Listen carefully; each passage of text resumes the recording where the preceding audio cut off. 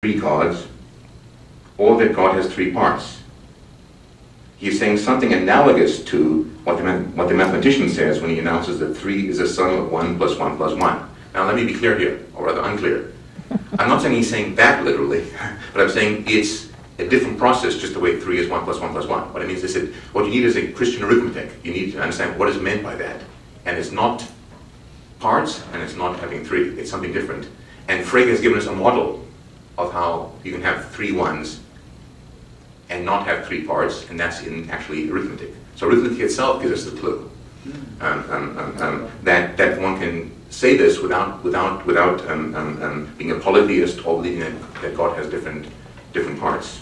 So to conclude, in sum, mathematics, I suggest, properly appreciated, properly approached, provides a powerful springboard to assist the leaps of the theological imagination, and in the other direction, a foundation for the very concepts that lie behind the idea of God.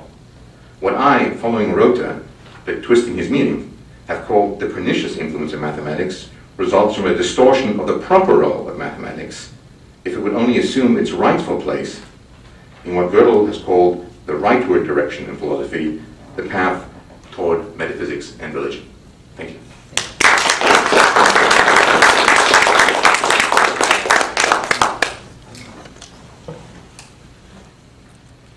Thank you very much. I have not well understood everything, but in any case, my reaction is that what mathematics is a dimension of our language, is part of our language that we have learned working on geometry first, working on geometry and arithmetic, working on geometry and arithmetic, we have discovered many things. And now we apply this to different structures we find everywhere. Then it's a language. For me, it's mainly a language. But language is very much. In this, well, now coming to some things you said, because mathematics is only a language, yes, mathematicians are they are experts in the language, but sometimes they don't reflect enough on the language they use. They are experts, but well, this is only a reaction. Yeah, good. By the way, so to this, I must say I'm not in agreement with you. One of the questions I pose in my paper, which Frege poses, is mathematics a science? Well, if it's a language, it's not a science. You have to choose. There is a language of mathematics. Yes. That mathematics is not, if it's a science, is not just a language. It aims at truth. Language doesn't aim at truth. Language is a means of conveying it. So I think there is a language of mathematics. Yes. And if that's the case, then if it's a science, it's still aiming at truth like any other science. And the fact that it's a different language will not get it off the obligation to seek the truth. There's another question, which, I mean, you raised some very interesting points in your book, which take me a long time to discuss. But my inclination is always Fregean, with Frege. And so you talk about different languages and, you know, and different systems. But I think ultimately, I think that they must be unifiable. So I think they are just different. They aren't ultimately different languages, not even ultimately different sciences. They're just one truth.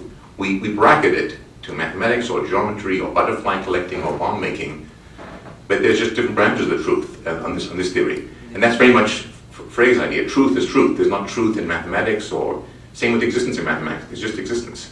Yes. That's one theory. I mean, it's one approach. This approach I tend to favor. So that's a different way of looking at it.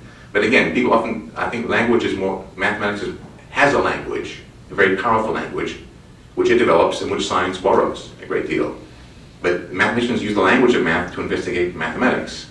Physicists use the language of mathematics to investigate empirical objects. That's why a blackboard looks very similar. But it's very different. If you look at a physicist, it'll look like a mathematician, except he's not doing math. I hope he's not doing math. He's doing physics, but it's the same language. Yes, thank you. Yes, I was quite impressed when you spoke about the Trinity and totality, because I remember the great Trinitarian theologian, St. Gregory of Nazianzus, who says explicitly, the 3 in the Trinity has no arithmetical signification, it's a meta number. It's a meta number? Meta number. Because it's not arithmetical, he says. Yeah. So you should not put a numerical signification on the 3 when you speak of the Trinity. I guess I'm suspicious of that. I prefer my way of doing it. And first of all, 3 is a pretty mathematical word. So for instance, I mean 3 in the non-mathematical sense of 3, I'm a little mystified. Yeah, why don't you say Google or Shmoo or something? But in a way, on the other hand, I think the spirit of that remark I'm friendly with, because what I'm saying is they're different. It's not an ordinary use of the number 3. Right. Yeah. And Frege is saying, it's a different application of the number 3. Yeah, right. But I think we can understand that use if we look at it. His point, you see, Yeah. you will not do arithmetic with the 3 of Yeah. the Trinity. But it's interesting that monotheism uses the word 1 all the time. The theologians don't seem to talk about the philosophy of arithmetic about 1, which I think you should first know. Like physicists do their homework. When they use mathematics, they try to figure out what's going on in Hilbert spaces and complex numbers before throwing it around. The theologians seem to me, as Frege says, think it's such a simple thing, 1. Well, Frege even said that, it's so simple. So why should we take a course on mathematics? I mean, 1, infinity maybe, and then 3, it's almost as easy, right? Just 3. But it turns out numbers themselves are actually, like people used to think this way. People make fun of Pythagoras and others for combining theology and Plato and mathematics. I think we should combine those two, done correctly. Not necessarily number mysticism and so on, like Pythagoras, but I think there is much philosophy and even theology contained if you look at that the right way. And mathematics, as Gödel would say, has paid a price for its success. Then it's moved leftward. By sucking out all the rightward direction, it's made it, so to speak, acceptable to the zeitgeist. And he said it's been very useful in physics and so on, but it's left the other side of it entirely sort of in bad repute for the cranks like Gödel and me to play with. But I'm trying to suggest with Gödel that in fact that's a mistake. It should enjoy its rightful heritage. In fact, Gödel says mathematics has become, so to speak, the right hand of the positivists. So that mathematically inclined philosophers tend to be very leftward, materialist, etc. And Gödel was an exception to that, and I think that was very powerful. He said there's nothing leftward about mathematics per se. In fact, on the contrary, by its nature it leans to the right.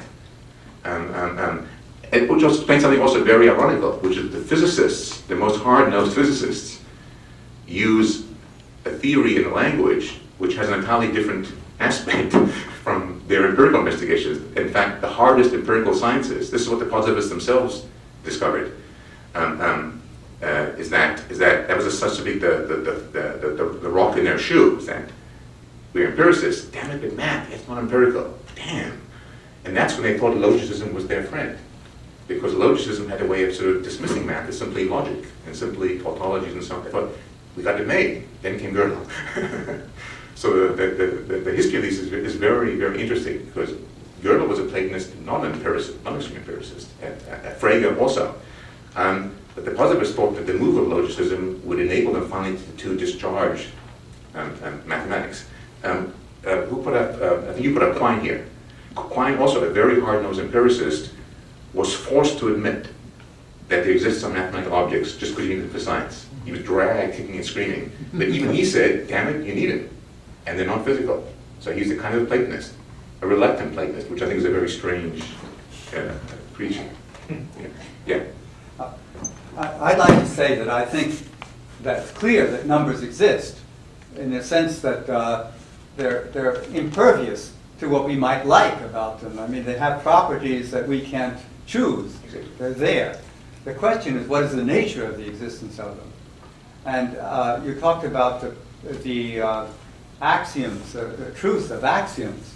Well, for example, when you take Euclidean geometry, those axioms are are valid for the geometry observed in our empirical observations of space.